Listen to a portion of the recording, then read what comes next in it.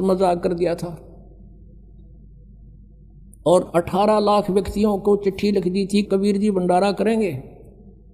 और कबीर जी झोपड़ी में रहा करते, भगवान लीला करते थे कि भगवान बजो मेरे की तरफ, फिर देखना परमात्मा के हाथ। 18 लाख व्यक्ति आगे, श्याम का आटा भी घर पे नहीं था। परमात्मा लीला, वहाँ तो कबीर रूप में बैठे हैं एक गरीब व्यक्ति के रूप में, और सतलोक में गए। वहाँ से 9 लाख बैलों के ऊपर बना बना सारा सामान सतलोक से लेके 1 सेकंड में यहाँ आगे गर्मा गर्म और भंडारा ला दिया। 3 दिन तक 18 लाख व्यक्तियों का भंडारा छिका दिया परमात्मा ने। और चिट्ठी में लिखा था कि कबीर एक असरफी देगा सोने की, एक दोहर देगा कंबल, वो भी साथ दिए थे। यानी उनका मुंह मोड़ने के लिए जो भगवान कबीर जी को नीचा दिखाना चाहते थे।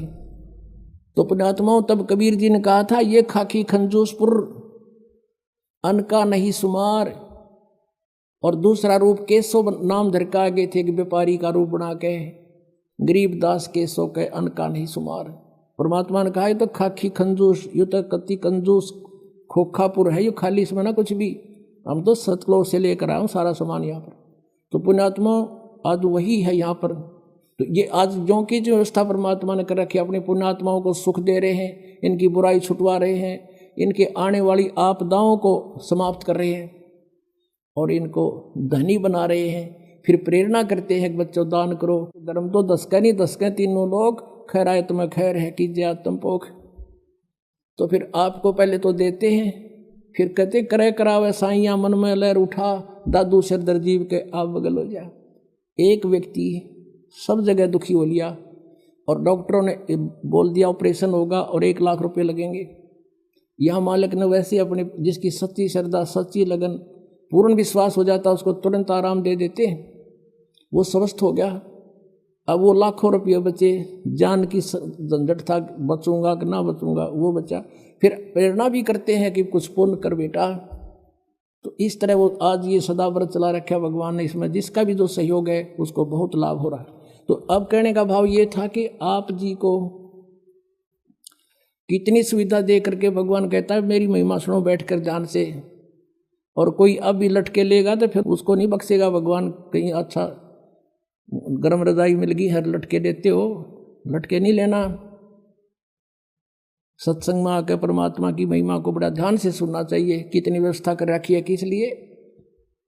इसलिए कि बच्चे भगवान को पहचान सकें।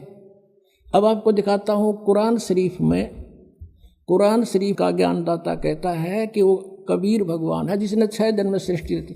अब थोड़ा सा पहले पवित्र बाइबल दिखाना पड़ेगा। ये है पवित्र बाइबल, संपूर्ण जीवन अध्ययन बाइबल। ये बाइबल है, ये है इसका जर्नल एडिटर, ये यहाँ से हिंदी पढ़ेंगे। प्रबंधक संपादक डेविड स्टुअर्ट, अंग्रेजी प्रधान संपादक Donald C Stamps, MA MDV, संयुक्त संपादक ये सारे इनका ये यहाँ से छपा, ये देख लो, मैसूर USA से छपा है। अब इसमें सबसे पहले सृष्टि वो है, उत्पत्ति है इसमें, और सृष्टि के कति प्रारंभ में प्रथम अध्याय में ही जेनेसिस माने सृष्टि, जेनेसिस 1, ये 4 पृष्ठ पे उत्पत्ति यहाँ से आरंभ होती है। प्रथम आदि में परमेश्वर ने आकाश और पृथ्वी की सृष्टि की, ये पहला दिन था। इस प्रकार ये पहला दिन हो गया। फिर दूसरा दिन हो गया, प्रकाश प्रकुश बना दिया परमात्मा ने। फिर ये तीसरा सांझ भी भोर हो गया, फिर तीसरा दिन हो गया। जो कुछ भी इसमें फलदार वृक्ष जिनके बीज एक एक जाति के अनुसार बनाए, ये इस प्रकार। अब ये तीसरा दिन हो गया। दिन और रात पर प्रभुता करें और उज्ज्वला दियारा करें, इस प्रकार सांझ हुई, फिर भोर हुआ, ये चौथा दिन हो गया। फिर यहाँ देखें प्रश्न नंबर 5 पे, वो 4 पे पढ़ा आपने। अब 5 पे क्या है, सांझ हुई भोर हुई, फिर ये 5वां दिन हो गया। 6ठे दिन पे आना हमने। असली बात ये है, फिर परमेश्वर ने कहा मनुष्य को हम अपने स्वरूप के अनुसार अपनी समानता में बनाएं, और वे समुद्र की मछलियों और आकाश के पक्षियों और घरेलू पशुओं और सारी पृथ्वी पर और सब रेंगने वाले जंतुओं पर जो पृथ्वी पर रेंगते हैं अधिकार रखें, यानी उनसे समझदार हों। तब परमेश्वर ने मनुष्य को अपने स्वरूप के अनुसार उत्पन्न किया। अपने ही स्वरूप के अनुसार परमेश्वर ने उसको उत्पन्न किया और नर और नारी करके उसने मनुष्यों की सृष्टि की। तो परमात्मा किसा होया? मनुष्य जैसा, नर जैसा। अंडरस्टूड हो गया। अब यहाँ देखिएगा, इस प्रकार छठे दिन भोर हुई, सांझ हुआ, इस प्रकार ये छठवां दिन हो गया। अब सातवां दिन, और परमेश्वर ने अपना काम जिसे वह करता था सातवें दिन समाप्त किया। अपने किए हुए सारे काम से सातवें दिन विश्राम लिया, यानी 6 दिन में सृष्टि रच दी, सातवां दिन विश्राम किया, बस। अब यहाँ से इतना ही लेना था। अब पवित्र बाइबल ने स्पष्ट कर दिया कि परमात्मा मनुष्य जैसा है, उसने अपने जैसे रूप में मनुष्य को बना, नर नारी करके उत्पन्न कर दिया। आगे बहुत अच्छा प्रमाण है इसमें कि परमात्मा साकार है, वो सामने खड़ा दिखाई देता है, बात करता है, बाइबल में लिखा है। अब कुरान शरीफ दिखाते हैं आपको, देखिएगा। ये कुरान शरीफ है, पवित्र कुरान शरीफ, और इसके विषय में लिखा है। ये तो इनकी अरबी भाषा है। जालिकल किताबु ला रैब जू जैसला फीही जो, इसका अर्थ इन्होंने किया है कि यह वह इल्हामी किताब है, धार्मिक किताब है, जिसमें कोई संदेह की गुंजाइश नहीं। यानी इसमें जो लिखा है वो फाइनल हमारे लिए, इसमें हमने कोई डाउट नहीं, इसमें कोई गलत नहीं। इसका कहने का भाव ये कहाँ से बना है? शास्त्रीय अरबी पद्धति पर नागरी लिपि में स अनुवाद सटीपन, इसका अर्थ है स अनुवाद सटीपन, सानुवाद। रूपांतकार है नंद कुमार अवस्थी, शेरवानी संस्करण। ये कहाँ से छपा है? कुरान शरीफ शेरवानी संस्करण। प्रकाशक हैं लखनऊ किताबघर, मौसम बाग, सीतापुर रोड, लखनऊ, यहाँ से छपा। अब हम इसके सूरत फुरकानी 25 पर आते हैं। ये देखिएगा, ये सूरत कुरान शरीफ है और सुरतुल फुरकानी, इसको सूरत बोलते हैं, सुरतुल फुरकानी, यानी सूरत फुरकानी 25। अब इसमें यहाँ से देखेंगे, ये देखिएगा, ये 52 नंबर आयत है। 51 यहाँ समाप्त होती है, ये 52 शुरू होती है। फला तुतियल काफिरन व जाहिदहुम बिही जिहादन कबीरन, ये स्पष्ट लिखा कबीरन। इसको ये कुरान शरीफ कहो चाहे मजीद कहो, अब दिखाएंगे आपको। अब इसका हिंदी अनुवाद यहाँ किया है इन्होंने। ये 51 समाप्त हुई, 52 प्रारंभ हुई। इसका अनुवाद है ये जो हमने अरबी भाषा पढ़ी, लिखी है इसमें नागरी लिपि में। अब इस 52 का यहाँ अनुवाद किया है। तो ए पैगंबर हजरत मोहम्मद को कुरान शरीफ का ज्ञानदाता बोल रहा है, तुम काफिरों का कहा न मानना, जो परमात्मा की पूजा ना करते हैं, देवताओं की पूजा करते हैं, उनको काफिर बोलते हैं, मानना। और इस कुरान शरीफ की दलीलों से जो मैं तुझे ज्ञान दे रहा हूँ उनका सामना बड़े जोर से करो। इन्होंने कबीर का अर्थ बड़ा कर दिया और ये लिखना था कि वो अल्लाह फला तुतियल काफिरन व जाहिदम बिही जिहादन कबीरन, कबीरन माने कबीर के लिए तू संघर्ष कर। वो तो काफिर जो है वो नहीं मानते कबीर इज गॉड, लेकिन मैं कह रहा हूँ वो कबीर है सब कुछ। अब यहाँ कबीरन कहो, कबीर कहो, खबीर कहो, खबीरा कहो, ये इसी परमात्मा का एक भाषा में भिन्नता अंतर है। अब यही नो की नो कुरान शरीफ है ना, कुरान मजीद नाम है इसी का, सिर्फ लिखने में अंतर किया है राइटर ने। अनुवाद करते समय वो कबीरन लिखो चाहे कबीरा लिखो, एक ही बात। देखिए ये कुरान मजीद है, वही की वही नो की नो, इसमें कोई अक्षर का भी अंतर नहीं है, लेकिन ये मजीद लिख दिया। अरबी मऊ अरबी मतन, यानी प्रकाशक है ऑफिस बुक डिपो 422 मटिया महल जामा मस्जिद दिल्ली 6 से। ये कुरान मजीद मुर्तजमा है मौलाना फ़तेह मोहम्मद खान साहिब जालंधरी, तसही मौलाना अब्दुल मजीद सरवर साहिब, प्रकाशक हैं Farid book depot private limited नई दिल्ली। इतने। अब इसमें सूरत फुरकानी पर आते हैं हम, अक्षर का भी अंतर नहीं है इसके अंदर, उतना ही है। सूरत फुरकानी 25 और पृष्ठ नंबर है इसकी, इस पर 570 है, उसमें 604 है कुरान शरीफ में। अब यहाँ आते हैं नीचे, एज इट इज, इसमें नहीं अंतर माड़ा सा भी। 51 है, ये 52 शुरू होती है। फला तुतियल काफिरन ने व जिहादुम बिही जिहादन कबीरा, कबीरा कहो, कबीरन कहो, कबीर कहो, खबीरा कहो। ये सिर्फ इसमें कबीरा लिखा, उसमें कबीरन लिखा है। अब इसको कबीर कहो, एक ही बात है। इससे तो इतना लेना। अब हम फिर कुरान शरीफ को ही लेते हैं। अब हमने ये जो पढ़ा है ये कुरान मजीद देखा था, अब कुरान शरीफ को फिर लेते हैं, इसका अनुवाद इससे देखेंगे। अब देखो कुरान शरीफ फिर लेते हैं, वो मजीद थी, ये कुरान शरीफ है और इसके अनुवादक प्रकाशक पहले हमने दिखा दिए हैं। ये सारा लखनऊ किताब घर से ये प्रकाशित है, मौसम बाग सीतापुर रोड लखनऊ से। अब हम इसके आते हैं 604 पृष्ठ पे, 604 पृष्ठ पे, और वही है इस कुरान शरीफ सूरत फुरकानी 25। नीचे आते हैं, ये 52 आयत है। फला तुतियल काफिरन जाहिदुम बिही जिहादन कबीरन, ये कबीर कहो, कबीरा कहो, कबीरन कहो, कंसेप्ट क्लियर होया। अब ये क्या कहता है यहाँ पर कि ए पैगंबर, कुरान शरीफ का ज्ञान देने वाला अपने पैगंबर को बोल रहा है तुम काफिरों का कहा न मानना। वो काफिर नहीं मानते भगवान को, वो तो अन्य देवताओं की पूजा करते हैं। और इस कुरान शरीफ की दलीलों से, कुरान की दलीलों से मैं जो तुझे हिदायत दे रहा हूँ, इसके आधार से उनका सामना करना उस कबीर के लिए, जिहादन कबीरन, उस कबीर के लिए, कबीर अल्लाह के लिए संघर्ष करना, लड़ना नहीं। जिहाद का अर्थ लड़ना नहीं होता, संघर्ष करना, उनकी बातों में ना आना, सीधी सी बात है। अब देखो, अब हमने 52 का अर्थ पढ़ लिया, अब 607 पर सूरत फुरकानी 25। और ये कबीर नामक अल्लाह वही है जिसने 2 दरियाओं को मिला चलाया, एक का मीठा प्यास बुझाने वाला और एक का खारी कड़वा, और दोनों में एक आड़ और मजबूत रोक बना दी। और वही है जिसने पानी की बूंद से आदमी को पैदा किया, फिर उसको साहिब नसीब नसब यानी किसी का बेटा या बेटी, और ससुराल वाला यानी किसी का दामाद बहू बनाया। और तुम्हारा परवरदिगार हर चीज़ के करने में शक्तिमान है।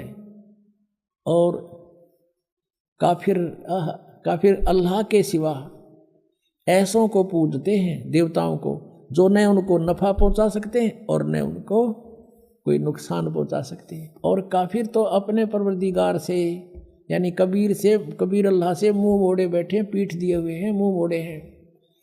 अब 56 या 55 समाप्ति। और 56 में कहा कि ए पैगंबर, हमने तुमको खुशखबरी सुनाने और सिर्फ अजाब से डराने के लिए भेजा। 57 में कहा है कि इन लोगों से कहो कि मैं तुमसे इस अल्लाह के हुक्म का पर कुछ मजदूरी नहीं मांगता, हाँ जो चाहे अपने परवरदिगार तक पहुंचने की राह इख्तियार कर ले। अब 58 में कमाल कर दिया, ए पैगंबर उस जिंदा पर भरोसा रखो, चैतन्य नहीं। कबीर परमात्मा जैसे अच्छी आत्माओं को मिलते हैं, वेदों में आपने पढ़ा, ऐसे आदरणीय धर्मदास जी को, आदरणीय गरीबदास साहिब जी को, आदरणीय नानक साहिब जी को, ऐसे ही आदरणीय मोहम्मद साहिब जी को मिले थे इस जिंदा महात्मा के रूप में, लेकिन इन्होंने इनकी बात को स्वीकार नहीं किया था। और वो कुरान शरीफ ज्ञानदाता कहता है उस जिंदा पर भरोसा रखो जो कभी मरने वाला नहीं है, वो अविनाशी है, वह जिंदा महात्मा रूप में तुझे मिला था। और तारीफ के साथ उसकी पाकी बयान करते रहो, यानी गीता ज्ञानदाता किसी और अल्लाह की पाकी बयान करने को कह रहा है, और अपने बंदों के गुनाहों से वो काफ़ी खबरदार है।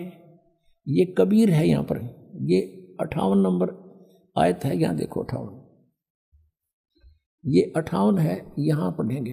ये खबीरा लिखा है, इबादही खबीरा। अब इबादही माने पूजा के योग्य वो कबीर है। इबादत माने पूजा, इबादही यानी पूजा के योग्य वो कबीर है। कबीर 58, यहाँ फिर हम आएंगे इसके। ये 58 हम पढ़ रहे हैं कि वो अपने भक्तों के, वो जिंदा रूप में तुझे मिला था, उस पर भरोसा रख, वो अविनाशी परमात्मा है, और तारीफ के साथ उसकी पाकी बयान करते रहो। अपने बंदों के गुनाहों से वह कबीर खूब खबरदार है, यानी पाप नाश कर देता है। वो कबीर खबरदार है, कबीर लिखना था, कबीर अल्लाह अकबर जानता है सब कुछ। अब 59 में कमाल कर दिया, और जिसने आसमानों और ज़मीन और जो कुछ भी उनके बीच में है सबको 6 दिन में पैदा किया और फिर तख्त पर जा बिराजा, वो अल्लाह बड़ा। अब इन्होंने यहाँ भी कबीर का अर्थ बड़ा कर दिया, वो अल्लाह कबीर है ये लिखना था, वो अल्लाह कबीर है। ये 59 में, यहाँ देखो, ये फिर 59 आ गई, इसमें फिर खबीरन लिखा है, अरहमानू फसल भी ही खबीरन, कबीरन कहो, कबीर कहो, खबीर कहो। तो इन्होंने इसका अर्थ भी बड़ा कर दिया। अब फिर पढ़ेंगे इस 58 नंबर को, जिसने आसमानों और जमीन और जो कुछ उनके बीच में है सबको 6 दिन में पैदा किया। जो पवित्र बाइबल जो ज्ञान देता है 60% ज्ञान वही कुरान शरीफ में है।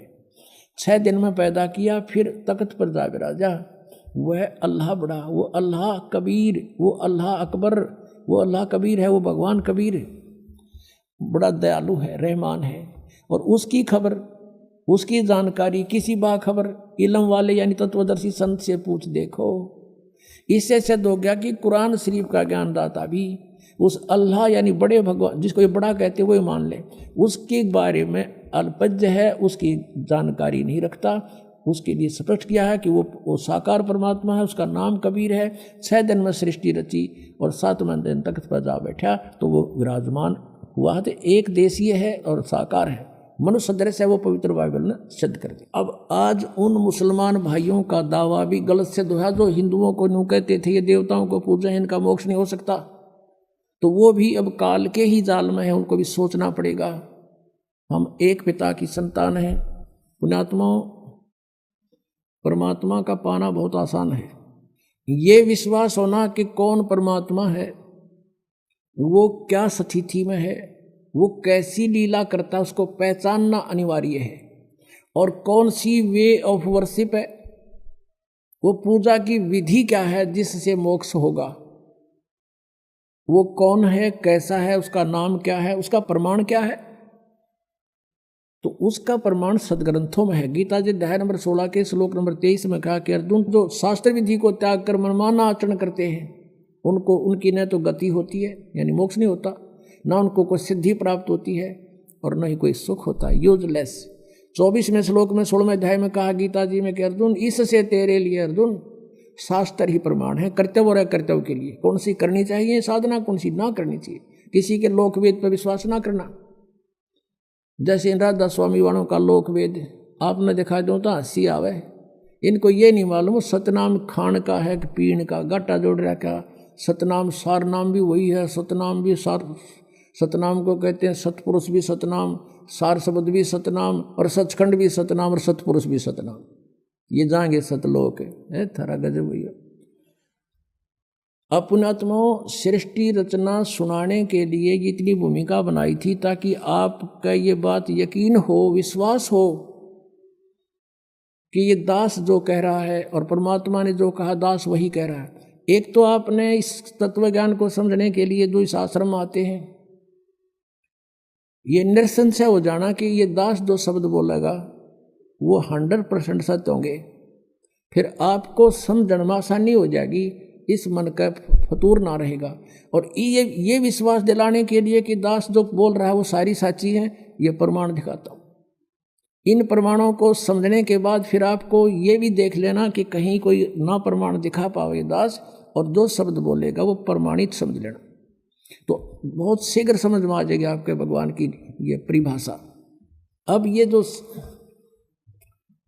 सृष्टि रचना जो दास सुनाने चला था, अब बहुत शॉर्टकट में सुनाऊंगा, 5-4 मिनट में, समय अच्छा हो गया है। पुणात्मा, वैसे तो परमात्मा के लिए तो महापुरुषों ने जैसा भी उनके गुरुओं ने बता दिया, शीश देने की तैयारी कर दी, सारा खड़े होकर तप किया, अग्नि के चारों तरफ आग जला के बीच में बैठ के तप किया, घर त्याग दिया, ऊपर को पैर करके साधना की, व्रत भी रखने शुरू कर दिए। जैसे जैनियों में देखो आप, इतने घोर व्रत कराते हैं, उपवास रखवाते हैं, वो भी उनको मंजूर है। एकादे की तो डेथ भी हो जाती है लेकिन फिर भी वापस नहीं हटते। तो परमात्मा पाने के लिए हमने समय निकालना चाहिए। और ये कथा परमात्मा की सत्यनारायण कथा है, इसको सुनने से भी आत्मा प्रबल होती है, इससे चार्ज होती है। कुछ पाप इस ज्ञान यज्ञ से नाश होते हैं जो दास आपको सुना रहा है। और पहले हम क्या करते थे, जैसे जब ये ज्ञान नहीं था, पहले VCR चले थे और एक VCR का एक नाइट का 100 रुपये चार्ज होता था। 3 कैसेट लिया करते, 3-3 घंटे की फिल्म, और शाम ने चालू कर दिया करते 8 बजे, और चाय बनवाए जाते और पिए जाते हैं, और नवाक पाड़े देखे जाते। भाई पूरे 100 रुपये पूरे कराएंगे, तीनों फिल्म चलाएंगे, 9 घंटे चलाते। और लेना एक न देना दो बकवाद सारी। और यहाँ परमात्मा की कथा अगर 10-20 मिनट पहले ज़्यादा भी हो जाए तो हौसले से कथा सुननी चाहिए भगवान की, क्योंकि ये अनमोल रतन आज तक किसी को प्राप्त नहीं हुआ। आप पर वर्षा करवाई भगवान ने। और पहले हम सांग देखने जाया करते गाँव में बैठ जाते, वो बकवाद करें जाते और हम रेत में बैठ जाते जहाँ गधे भी ना बैठे। और सुबह देखा करते ना यहाँ बैठे थे काल रात ने तेरे की, तो दिन में जब देखा भी ना जा उस रेत में बैठे थे और बकवाद सुना करते थे। और यहाँ सारी सुविधा दी भगवान ने अपने बच्चों को, और ये ज्ञान सुना रहे हैं आप। आपकी किस्मत का अंदाजा नहीं लगा सकते कितने पुण्य हैं आपके। लख बर सूरा जो ही लख बर सामत दे, लख बर यती जहान में जबकि तो सतगुरु शरणा ले। बहुत पुण्यकर्मी युगों युगों के तुम रहे हो। आज आपको यहाँ कोई भी कारण बना के चे दुखी करके चे सुखी करके लाए हैं भगवान। आप पर रहम किया उसने। आपके लिए जो दुख तुम्हें यहाँ लेकर आया वो दुख भी आपके लिए वरदान होगा कि इसके कारण आपको भगवान मिल गया। और दुख तो इसके दरबार में रहना ही को नहीं। जब विश्वास आपके दृढ़ हो गया था तो सतलोक के अंदर परमात्मा ने एक शब्द में 16 द्वीप उत्पन्न किए, फिर 16 वचनों से एक एक पुत्र की उत्पत्ति की। उसके बाद परमात्मा ने उन 16 पुत्रों में से जिसका नाम अचिंत था उससे कहा कि अचिंत अब तू सृष्टि रच। उसको आदेश दिया ये दिखाने के लिए कि बालकों का काम नहीं सृष्टि रचना, समर्थ बिन कोई काम सफल नहीं होता। अचिंत ने क्या किया, अपनी वचन शक्ति से एक पुरुष उत्पन्न किया जिसको अक्षर पुरुष बोलते हैं। गीता जी अध्याय नंबर 15 के श्लोक 16 में 2 पुरुष कहे, सर पुरुष और अक्षर पुरुष। अब सर पुरुष और अक्षर पुरुष की उत्पत्ति बताई जा रही है कैसे हुई। अक्षर पुरुष की उत्पत्ति अचिंत ने अपने वचन से की, परमेश्वर के आदेश से। परमात्मा ने उसको इतनी शब्द शक्ति दे दी थी। अक्षर पुरुष जब उत्पन्न हो गया वो अपनी मनमर्जी से चल पड़ा। अचिंत ने कहा था मेरा सहयोग दे सृष्टि में, उसकी नहीं मानी। जा करके एक मान सरोवर है ऊपर अमृत जल से भरा हुआ, उसमें जाके छलांग लगाई नहाने के लिए और उसमें आनंद आया, सो गया। वहां श्वासों से शरीर नहीं है। अब वो सो गया था, अचिंत बैठा बैठा देखे, तब परमात्मा ने कहा कि बेटा समर्थ के बिना ये काम नहीं हो सकता और अब तू बैठ जा आसानी से। अब वहां गए परमात्मा ने, उस सत्य पुरुष ने, कबीर देव ने क्या किया, सरोवर से उसी जल से एक सरोवर से जल लिया, अपनी शक्ति से उसको एक अंडा बना दिया जैसे जादूगर बनाता है। उसको अंडे में एक आत्मा प्रवेश कर दी अपने वचन से। वो अंडा बहुत बड़ा था साइज में, वो गड़गड़ गड़गड़ करता हुआ नीचे को चला। उसकी अक्षर पुरुष की निंद्रा भंग होगी। अब कोई अधूरी निंद्रा में कोई जगा दे तो उसको बड़ा दुख सा होता है। इस दुख महसूस किया उसने, कोप किया और अंडे को कोप से देखा, क्रोध से। उस क्रोध से वो अंडा फट गया। उसमें से ये सरपुरुष यानी ज्योत निरंजन काल निकला एक मनुष्य रूप में। इन दोनों से कहा कि अक्षर पुरुष तुम निंद्रा में थे, आकाशवाणी की परमात्मा ने बाहर से, और तुम बाहर आओ, तुझे जगाने के लिए सब लीला की गई है, तू बाहर आओ। दोनों जने वो दोनों बाहर आ गए और उनसे कहा कि तुम अचिंत के द्वीप में रहो, तीनों एक द्वीप में। वो तीनों दोनों वो चले गए, एक अचिंत हो गया। अब कुछ दिनों के बाद ये सरपुरुष ज्योति निरंजन कहो, सरपुरुष कहो और अक्षर पुरुष कहो, चाहे परब्रह्म कहो, ये दोनों अचिंत के लोक में रहने लगे। कुछ दिनों के बाद ये सरपुरुष यानी ज्योति निरंजन कहो, इसे काल कहो, काल आगे जाके ही बनेगा। तो इस सरपुरुष ने सोचा हम तीन तो एक द्वीप में और अन्य हमारे भाई एक एक द्वीप में। उसके बाद परमात्मा ने क्या किया, हम सबकी उत्पत्ति कर दी। जितने आज हम यहाँ कीड़ी कुंजर हाथी मनुष्य राजा देव देवता जो भी हैं सभी की उत्पत्ति करके और सतलोक में सबको अलग अलग स्थान द्वीप दे दिए थे कि तुम रहो ठाठ से। तो इसको ये चिंता होगी, दुख हुआ, ईर्षा हुई कि हम तो तीनों एक लोक में, सारे सब अब अपने अलग अलग स्वतंत्र रह रहे हैं। तो इसने तप करना शुरू किया। 70 युग जब तप किया, प्रभु ने पूछा तू क्या चाहता है, परमेश्वर ने पूछा तू क्या चाहता है। इसने कहा कि हे पिता, हे परम पिता, मेरे लिए स्थान कम है, मुझे अलग से कोई स्थान दे दो। तो परमेश्वर ने इसको 21 ब्रह्मांड दे दिए, जैसे कोई धनी पिता अपने पुत्र को 21 प्लाट दे दे, अगले 21 प्लाट। वहाँ ये गया, रहने लगा, इसने देखा लेकिन वह खाली पड़ा था, इसने सोचा कुछ कंस्ट्रक्शन हो, इसने 70 युग तब फिर किया।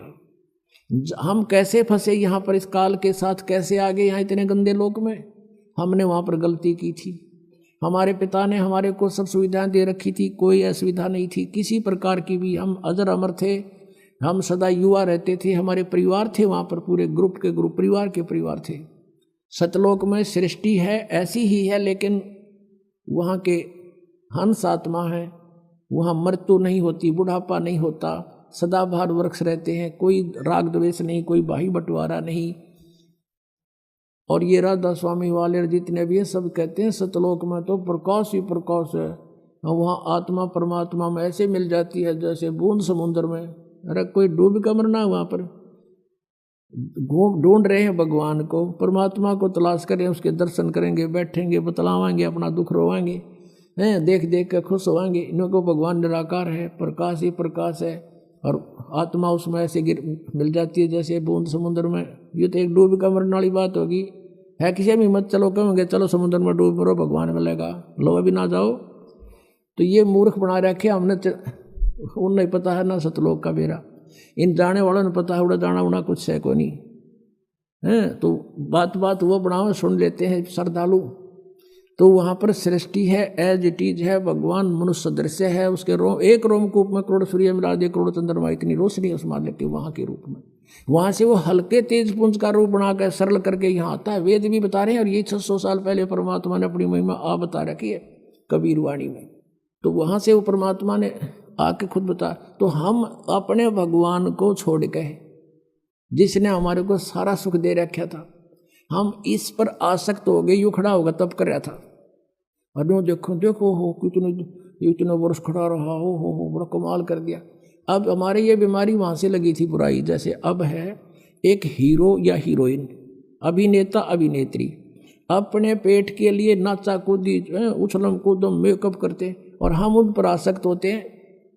यहाँ एक बरुवाला में या हिसार में कोई एक्टर आ जा, नेता अभिनेता आ जाए, और देखो नौजवान लड़के और लड़कियों की लाइन लग जाएगी, हजारों की संख्या में इकट्ठे हो जाएंगे, और दूर तो देखेंगे वो खड़ा वो खड़ी, सारे दिन धक्के खा के नो के नो आ जाएंगे। बताओ सो खड़े तर वो खड़ी, तो उन्हें क्या मिल गया?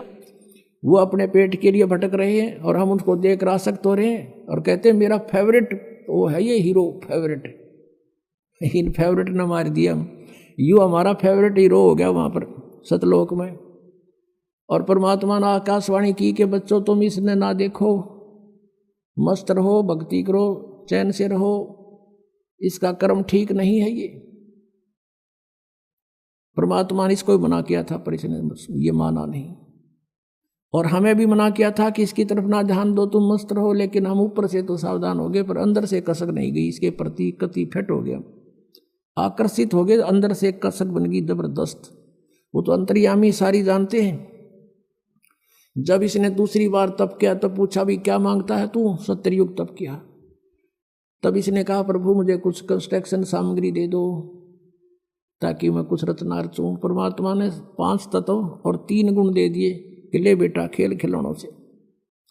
इसने सोचा भी ये भी बना लूंगा, लेकिन जीव नहीं है तो मैं करूंगा क्या, मुझे आत्मा भी चाहिए कि लेगा, दिल नहीं लगे। तब इसने 64 युग तब फिर किया। तो प्रभु ने पूछा क्या मांगता है, बोल। तूने जो मांगा मैंने सब दे दिया। तब इसने कहा कि मुझे कुछ जीव दे दो, आत्मा दे दो प्रभु। अब परमेश्वर ने कहा कि भाई ये आत्मा नहीं दे सकता तुझे किसी भी सूरत में। हाँ तुझे और प्लाट चाहिए और दे दूंगा, ब्रह्मांड 5, 7, 10 चाहिए, ये नहीं दे सकता क्योंकि ये मेरी आत्मा है, मेरे वचन से उत्पन्न हुई है, मेरी हृदय है, ये मेरी आत्मा है, ये नहीं दे सकता। लेकिन एक शर्त है, यदि कोई स्वयं तेरी स्वेच्छा से जाना चाहता है तो जा सकता है, जा पूछ ले। तो हमारे पास आया, जितने हम यहाँ फंसे हुए हैं, हमसे पूछा क्या मेरे साथ तुम चलोगे? अलग से मैंने तप करके अलग से राज्य प्राप्त किया है, वहाँ ऐसे रहेंगे, ऐसे देव बनाऊंगा, महादेव बनाऊंगा, हैं दूधों की नदी बहाऊंगा। अब वहाँ कोई कमी थी हमने, लेकिन बुद्धि भ्रष्ट होगी। हम बोले ठीक है, पिताजी आज्ञा दे देंगे तो हम चल पड़ेंगे।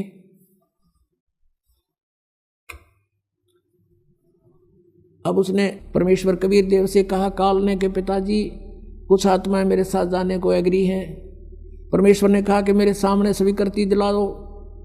परमेश्वर आए वहाँ से स्वयं और हमारे पास आकर खड़े हो गए। परमेश्वर ने कहा कि बोलो भाई कौन जाना चाहता है इसके साथ, हाथ खड़ा करो। अब परमात्मा ने पहले तो हमें मना किया था कि इस पर आसक्त मत हो, हम शर्मिंदे हो गए, नीचे को मुंह कर लिया, कोई नहीं बोला, सन्नाटा छा गया। तब परमेश्वर ने कहा कि रे तो आप तो कह रहे, तू तो कह रहा था ये बहुत कुछ मेरे साथ जाने वाले हैं, ये तो कोई बोलता ही नहीं, झूठ बोलता था तू। इतने में एक आत्मा ने सोचा कहीं बात ना बिगड़ जाए, हिम्मत सी करके खड़ा हो गया। खड़ा होकर कहा कि प्रभु मैं जाना चाहता हूं इसके साथ। अब पीछे फिर हमने सोचे कि ये एक लाई लूट जा लूट, फिर तो हम देखा जैसे बच्चे स्कूल में एक हाथ खड़ा कर ले, सारे कर लिया, अरे नो नो नो, तो हम सब खड़े हो गए और दोनों हाथ कर दिए, हम भी जाना चाहते, हम भी जाना चाहते। परमेश्वर ने कहा भाई ठीक है, मैंने इनके नंबर नोट कर दिए इन आत्माओं के, किस किस ने स्वीकृति दी है, और आप अपने लोक में जा, इनको मैं विधि से भेजूंगा, एज इट इज नहीं भेज सकता। तो क्या किया परमात्मा ने, हमें बीज रूप बनाया सूक्ष्म, और जिसने सबसे पहले काल के साथ आने की स्वीकृति दी थी उसको एक लड़की का रूप बना दिया, युवा लड़की, युवती, खूबसूरत लड़की बना दिया, जो आगे चल के दुर्गा कल आई। और उसके अंदर हम सब आत्माओं को फीड कर दिया अपने वचन से, और उससे कहा कि बेटी मैंने तुझे सब शक्ति दे दी है, परमेश्वर कबीर देव जी ने कहा। और जितने जीव ये ब्रह्म कहे, सरपुरुष कहे, उतने तो उत्पन्न कर देना, तेरे वचन में शक्ति दे दी, तू वचन से भी उत्पन्न कर सकती है। अपने पुत्र सहजदास से कहा कि पुत्र जा अपनी बहन को ज्योत निरंजन के पास छोड़ के आ, सरपुरुष के पास। उसके ब्रह्मांड, ये सभी ब्रह्मांड वहीं थे सतलोक के अंदर, ये वहां खड़ा था। सहजदास उस लड़की को लेकर गया, प्रकृति को, दुर्गा को, और वहां जाकर कहा कि ले पिताजी का आदेश है, ज्योत निरंजन जितनी भी आत्माओं ने तेरे साथ आने की स्वीकृति दी थी उन सबको इसके अंदर फीड कर दिया, भगवान ने भर दिया, और इसको वचन शक्ति दे दी है, जितने जीव तू कहेगा ये वचन से बना दिया करेगी। और ऐसा कहकर सहजदास वापस आ गया। अब ज्योत निरंजन ने देखा, इस ब्रह्म ने, सरपुरुष ने, युवा लड़की, अपना आत्माओं, ये यहाँ बलात्कार और ये बकवादें जो हैं ये हमारे अंदर, इस मन वहीं से घर कर गई थी इस काल में, ये मन रूप में सबके अंदर विद्यमान हो गया, इसने ऐसा एलिमेंट छोड़ दिया हमारे अंदर, इसके अंदर ये दोष आ गया। एकांत में अकेली युवती को देखकर इसने उसके साथ जुल्म करना चाहा, लड़की भी भांप गई इसके इरादे को, और कहा कि ज्योति निरंजन बात सुन, तू मेरा बड़ा भाई, तू मेरे से पहले उत्पन्न हुआ, अंडे से परमात्मा का ही उत्पन्न किया हुआ है, और उसी से मेरा जन्म हुआ। तू मेरा बड़ा भाई, मैं तेरी छोटी बहन, बहन भाई का यो क्रम अच्छा नहीं होता, तू जुल्म ना करे। पिताजी ने मुझे शब्द शक्ति दे रखी है, वचन शक्ति, जितने जीव कहेगा मैं बना दूंगी। इसने एक नहीं सुनी, हद से आगे बढ़ गया। लड़की ने अपनी इज्जत सुरक्षा के लिए कुछ ना पाया तो उसने छोटा रूप बनाया, और इसने बकवाद के लिए मुंह खोल रखा था, मुंह के माध्यम से पेट में चली गई। वहां से परमेश्वर कबीर देव अपने पिता से पुकार की, भगवान मेरी रक्षा करो। परमात्मा ने कहा जोगजीत, सहजदास जाओ उसके पास, और परमेश्वर स्वयं आए अपने पुत्र का रूप बना के, और कहा ज्योति निरंजन तूने जुल्म कर दिया, ऐसे पवित्र लोक में जो ऐसी गलती करता उसको ये सजा है कि तू आज से काल कहागा, 1 लाख मानव शरीरधारी प्राणियों को नित खाया करेगा, 1.25 लाख उत्पन्न करेगा, आज से तेरा नाम काल होगा। लड़की को, दुर्गा को उसके पेट से निकाल दिया, और उन दोनों को 21 ब्रह्मांड समेत सतलोक से निष्कासित कर दिया। 16 शंख कोश की दूरी पर 21 ब्रह्मांड आकर रुक गए, और यहाँ फिर अपने मालिक की विधि अनुसार ये चक्र काटने लगे। अब काल ने फिर सोचा कि अब मेरा कौन के बिगाड़ेगा, जो इन्होंने सजा देनी थी मुझे दे दी। दुर्गा के साथ फिर दुर्व्यवहार शुरू किया। इसने फिर प्रार्थना की कि ज्योति निरंजन, पहले तो तू मेरा बड़ा भाई, मैं तेरी छोटी बहन, दूसरे मैं तेरे पेट से बाहर आई हूँ, तेरी बेटी होगी। यानी इसने अपनी इज्जत बचाने के लिए सब कुछ कह दिया, पर इसका कोई असर नहीं हुआ। परमात्मा ने देखना था कि ये कितना बकवाद कर सकता है, और लड़की को प्रजनन इंद्री भी अपनी तरफ से नहीं लगाई थी। इसने अपनी सिद्धि शक्ति से नाखूनों से प्रजनन इंद्री बनाई और दुर्गा के साथ विलास किया। 3 पुत्रों की उत्पत्ति की। बड़े का नाम ब्रह्मा, दूसरे का विष्णु, तीसरे का शिव हुआ। अब मैं तुमसे कहूँ चिताई, त्रिदेवन की उत्पत्ति भाई। ज्ञानी सुने सो हृदय लगाई, मूर्ख सुने तो गम ना पाई। बाष्टंगी पिता निरंजन, ये जमदारुण वंशन अंजन। पहले की निरंजन राई, पीछे से माया उपजाई। माया रूप देख अति शोभा, देव निरंजन तन मन लोभा। निरंजन की ने भोग विलासा, माया को रही तब आशा। 3 पुत्र अष्टंगी जाए, ब्रह्मा विष्णु शिव नाम धराए। 3 देव विस्तार चलावे, इनमें यो जग धोखा खावे। 3 गुणों की भक्ति में ये भूल पड़ो संसार, कह कबीर निज नाम बिना कैसे उतरो पार। 3 देव की जो करते भक्ति, उनकी देना होए मुक्ति। बोलो सतगुरुदेव।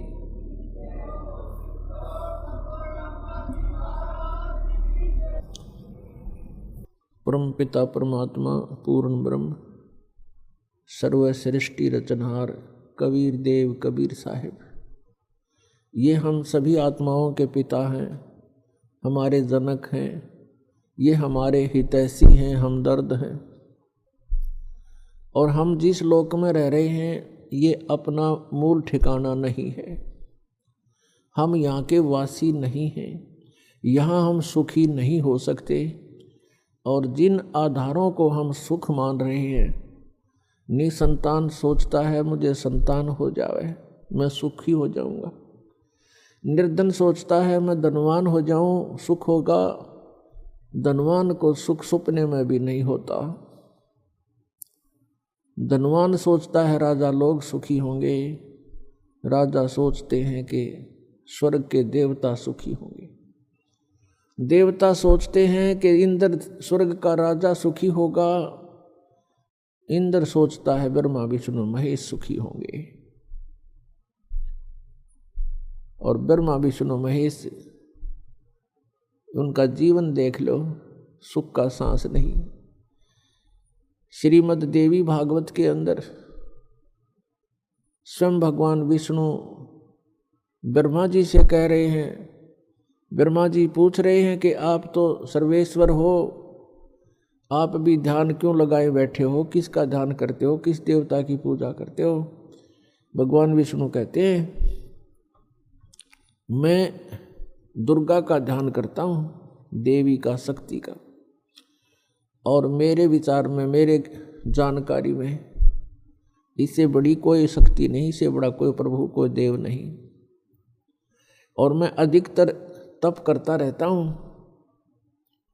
तप करने से फुर्सत मिलती है तो मैं फिर ज़्यादातर राक्षसों को मारने के लिए युद्ध करता रहता हूँ। थोड़ा बहुत सौभाग्य मिलता है, कुछ समय मिलता है, कुछ देर लक्ष्मी के पास रह पाता हूँ। इससे सिद्ध है कि ब्रह्मा विष्णु महेश सुखी नहीं। तो पुण्यात्माओं, आप यहाँ सुख की चाह करते हो, ये भूल पड़ी है आपके। परमात्मा कहते हैं तन दर सुखिया कोई न देखा, जो देखा सो दुखिया हो। उदय अस्त की बात करते हैं, मन सबका किया विवेका हो, सबका किया विवेका हो। तन दर सुखिया कोई न देखा, जो देखा सो दुखिया हो। उदय अस्त की बात करते हैं, मन सबका किया विवेका हो, सबका किया विवेका हो। भाई घाटे बाधे सब जग दुखिया, के गृहस्थी बैरागी हो। घाटे बाधे सब जग दुखिया, के गृहस्थी बैरागी हो। सुख देव ने दुख के डर से, गर्भ में माया त्यागी हो। गर्भ में माया त्यागी हो, तंदर सुखिया कोई न देखा, जो देखा सो दुखिया हो। उदय अस्त की बात करते हैं, मन सबका किया विवेका हो, सबका किया विवेका हो। भाई जंगम दुखिया योगी दुखिया, तपस्वी को दुख दूना हो। जंगम दुखिया जोगी दुखिया, तपस्वी को दुख दूना हो।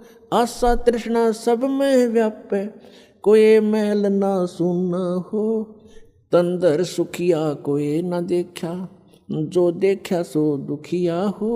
उदय अस्त की बात करते हैं, मन सबका किया विवेका हो, सबका किया विवेका हो। भाई साच कहूँ तो जग ना माने, पर झूठ कही ना जाई हो। साच कहूँ तो जग ना माने, पर झूठ कही ना जाई हो। ये ब्रह्मा विष्णु शिव जी दुखिया, जिन ये राह चलाई हो, जिन ये राह चलाई हो। तन धर सुखिया कोई न देखा, जो देखा सो दुखिया हो।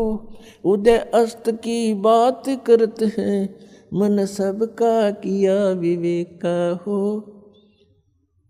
सबका किया विवेका हो।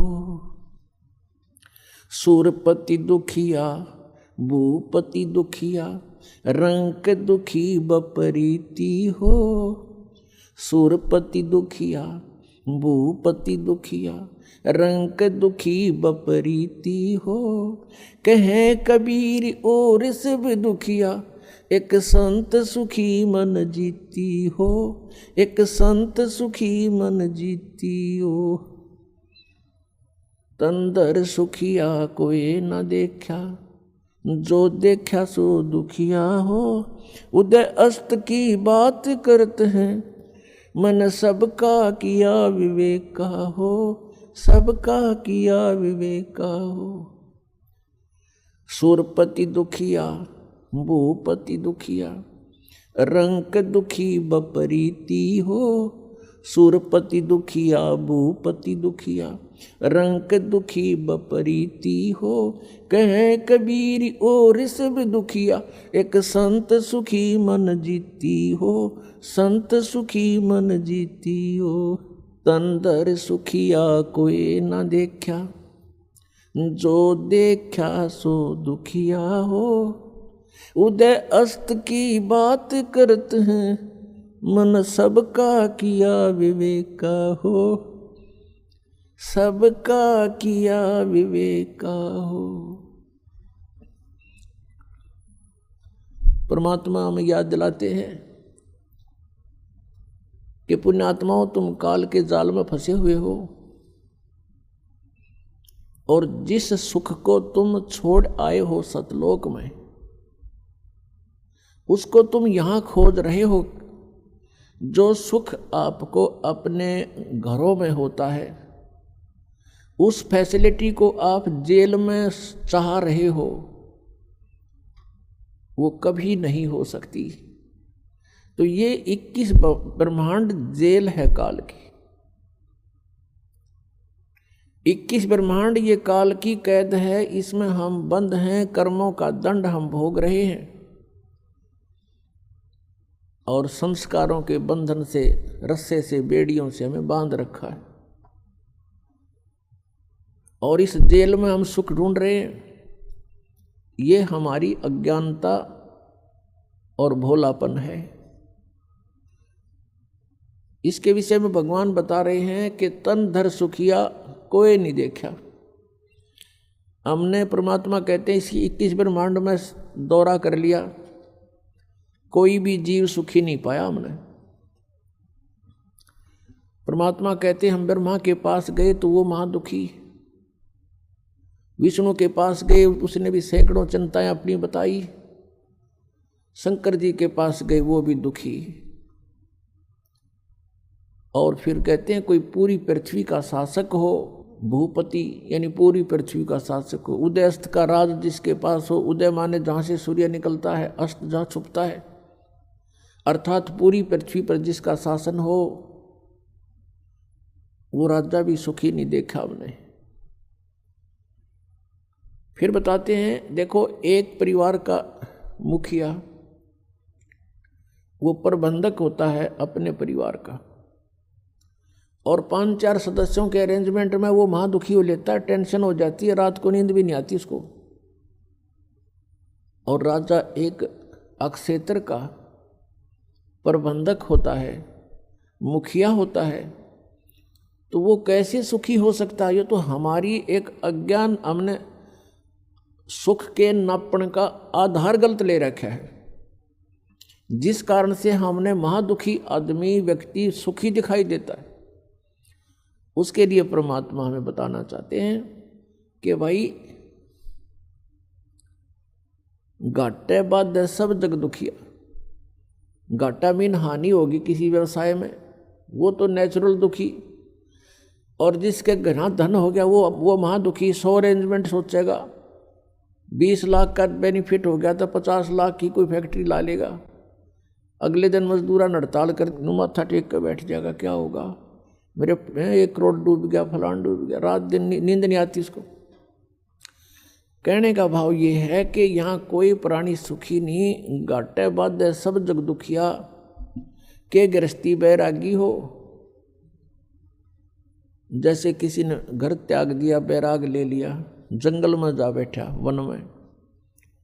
अब वन में फिर सारी समस्या करते भी ज़्यादा, मच्छर न्यारे खावें, मक्खी सतावें, डांस लड़े, गर्मी सर्दी सतावे, और फिर भूख लग गए, फिर गांव में जावे, दिए माई उड़े अलख जगावे, फिर झोंपड़ी गाले, 100 व्यवस्था फिर कर ली।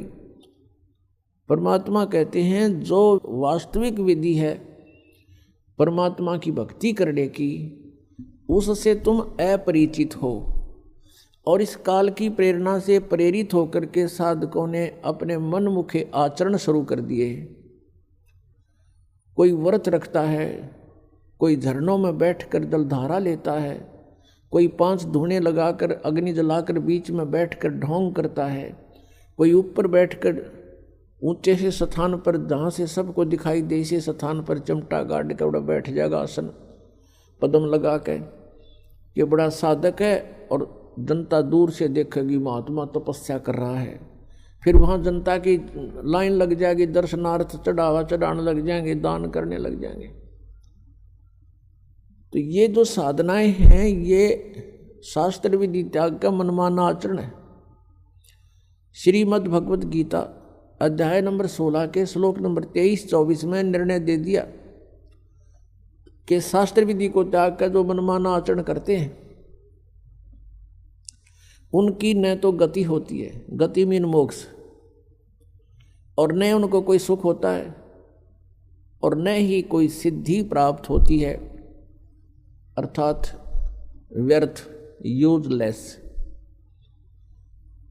फिर गीता जी अध्याय नंबर 16 के श्लोक 24 में कहा है कि इससे तेरे लिए अर्जुन कर्तव्य और अकर्तव्य की व्यवस्था में है।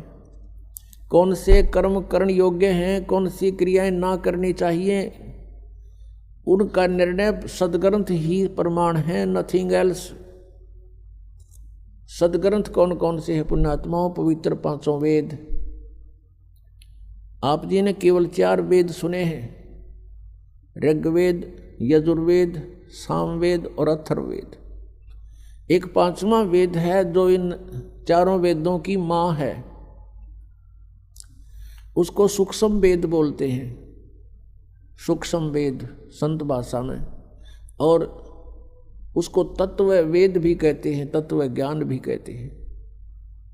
उसको सच्चिदानंद घन ब्रह्म की वाणी भी कहते हैं, जैसे श्रीमद् भगवद गीता अध्याय नंबर 4 के श्लोक नंबर 32 में कहा है कि अर्जुन, जिन यज्ञों की, यज्ञ का अर्थ होता धार्मिक अनुष्ठान साधनाएं, जिन यज्ञों का धार्मिक अनुष्ठानों की जानकारी विवरण 4 अध्याय के 25 से लेकर 30 तक दिया है,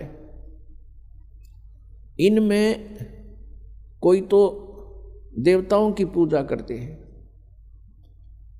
और कोई केवल योग अभ्यास करते हैं, आसन करते हैं, और कोई प्राणायाम जैसे श्वास बाहर जाता है उस पर ध्यान रखे, अंदर जाता है उस पर ध्यान रखे, बस कोई जाप नहीं करना। इसको पान अपान की क्रिया बोलते हैं। और कुछ प्राणायाम करके अपना श्वास सूक्ष्म करके ध्यान लगाने का चेष्टा करते हैं, कुछ स्वाध्याय करते हैं, कुछ तीक्ष्ण अहिंसावादी व्रत रखते हैं, जैसे मुंह पर पट्टी बांध ली, नंगे पैरों घूमना, झाड़ू सी लेकर, कुछ ऐसी साधनाएं करते हैं, कुछ स्वाध्याय ही करते हैं, नित्य कोई पाठ कर लिया किसी भी धर्म ग्रंथ का। तो परमात्मा कहते हैं कि ये जो साधनाएं हैं, सभी साधक अपनी साधनाओं को पाप नाशक जानते हैं। वो ये सोच रहे हैं हम जो साधना कर रहे हैं ये हमारा पाप नाश करेंगी, पाप नाश होने से ही परमात्मा मिलेगा।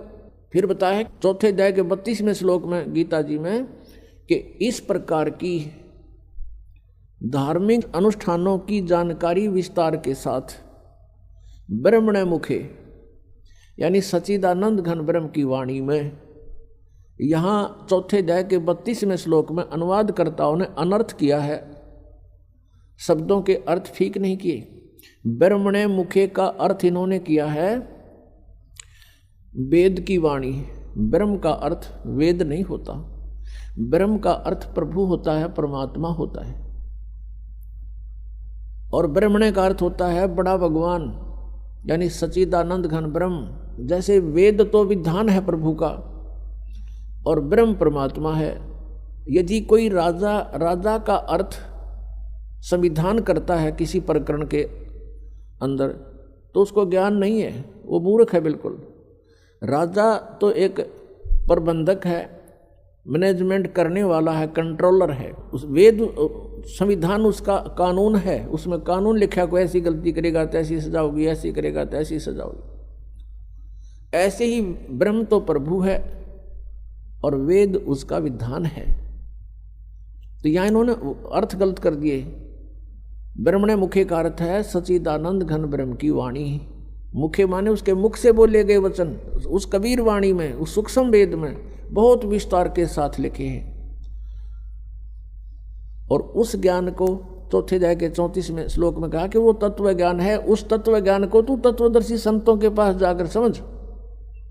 इससे सिद्ध है कि गीता ज्ञानदाता भी उस सूक्ष्म वेद से परिचित नहीं है। तो इससे यह भी सिद्ध हुआ कि सूक्ष्म वेद की जानकारी श्रीमद् भगवद गीता में नहीं है।